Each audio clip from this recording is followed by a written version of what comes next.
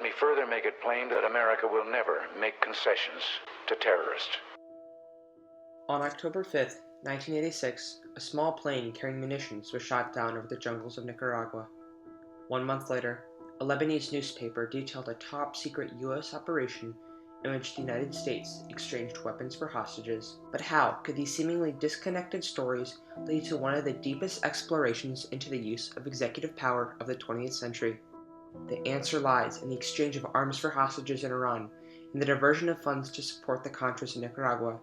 Subsequent encounters between the Reagan administration and Congress exposed how far that administration explored the limits of executive power to advance its foreign policy interests.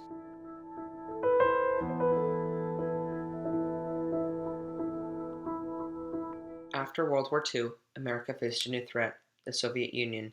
To combat this new enemy, President Truman signed the National Security Act of 1947, establishing the first peacetime initiative to address national security threats. The act created the Central Intelligence Agency and the National Security Council. Each president since then has used these agencies to work around congressional constraints. But these enhanced powers did not go unchecked. To curb growing presidential power after numerous abuses in the 1970s, including Vietnam and Watergate, Congress passed the War Powers Resolution, delegating more power to the legislative branch, and the Arms Export Control Act, requiring congressional approval of all arms shipments abroad. By the end of the 1970s, when the U.S. was focused on stemming the red tide of communism, the administration's attention focused on Nicaragua and Iran. The United States had long intervened in Nicaraguan affairs, hand-selecting leaders aligned with U.S. political interests. U.S.-backed leader Somoza Garcia ruled with an iron fist for 4 decades until the communist-backed Sandinistas overthrew him in 1979. Half a world away, the Iranian Revolutionary Guard overthrew the U.S.-backed Shah of Iran. The U.S. was intent on regaining its sphere of influence. In 1981, on the heels of the embassy hostage crisis in Iran, Ronald Reagan came to office with an outspoken commitment to stand tall against communism and terrorists. Reagan was of the view that, particularly in the Carter years, but starting in the early 70s, the United States had weakened in its commitment to that, and that the Soviets had taken advantage of it and were expanding their empire. Fearing the spread of communism in Latin America, the U.S. poured funds into the Contras' efforts.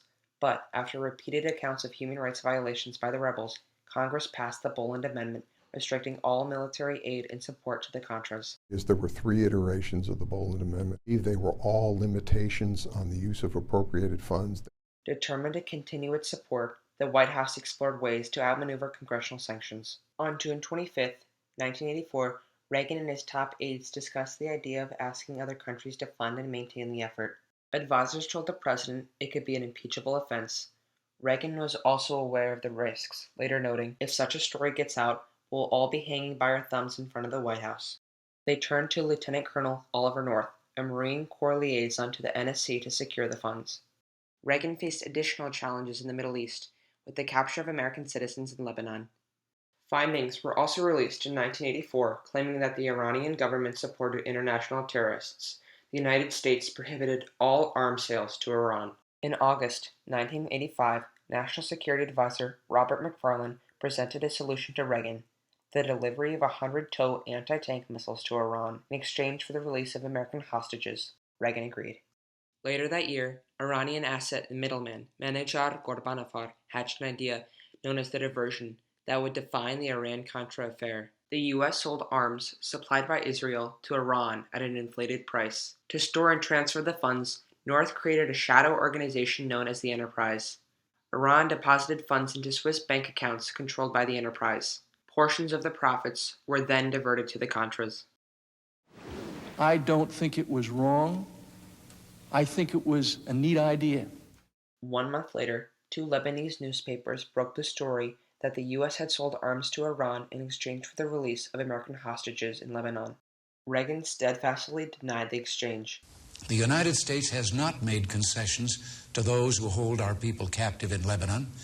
The United States has not swapped boatloads of plane loads of American weapons for the return of American hostages, and we will not.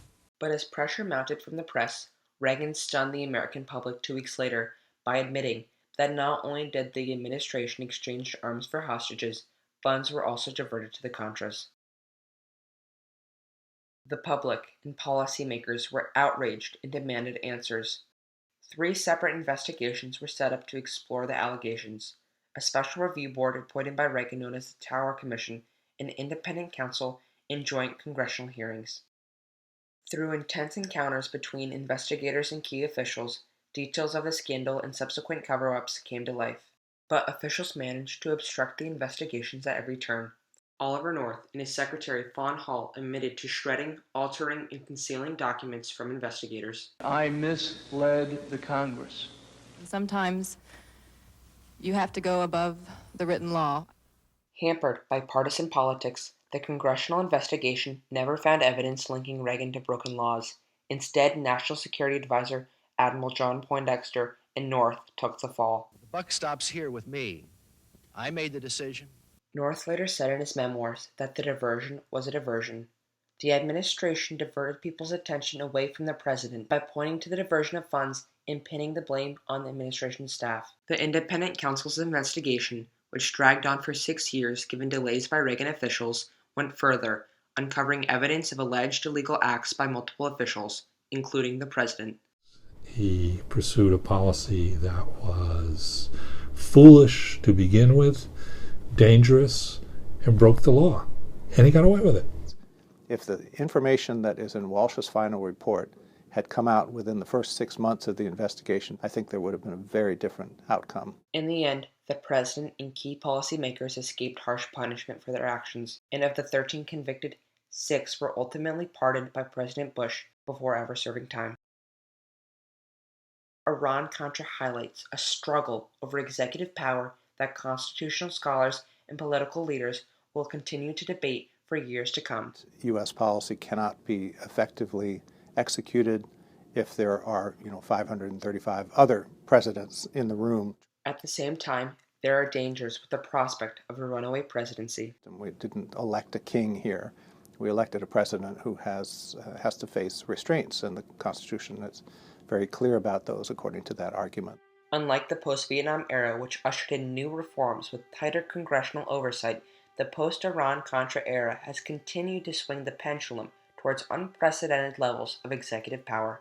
The debate over congressional versus executive power has been contentious since the formation of the Union, and wars have always expanded powers of the presidency. Well, I think you find a lot of the roots of later unbridled use of executive power in the Iran-Contra affair. Following the 9/11 attacks, Congress passed legislation authorizing the president to use military force against nations, organizations, or persons directly linked to the attacks. However, Vice President Cheney, on behalf of President Bush, went beyond the law, determining that the president could take any military action deemed necessary to prevent any possible future attacks. He also overrode existing laws by sanctioning the use of warrantless wiretappings on American citizens, even though the administration's National Security Agency and constitutional scholars from both parties said it was against the law. Okay, we're going to push the envelope a little more. That's what happened more in the George W. Bush administration with the whole anti-terrorism campaign. That's what's happened in this administration with using the drone deliberately to go after an American citizen overseas. During the Iran-Contra affair, the exchange of arms and funds, which many still argue was in violation of the law, combined with attempts to thwart the investigations, shows how far Reagan explored the limits of executive power. Extensive encounters with the investigative bodies to find the truth failed to set meaningful precedents for future presidents. It's a case study in what not to do, and it's useful for every presidency to review the mistakes of Iran-Contra in order to avoid a repetition of that kind of tragedy again.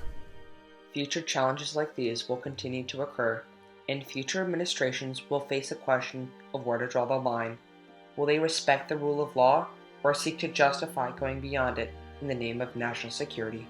In his closing remarks, Congressman Lee Hamilton stated, "To uphold our Constitution requires not the exceptional efforts of the few, but the confidence and the trust in the work of the many.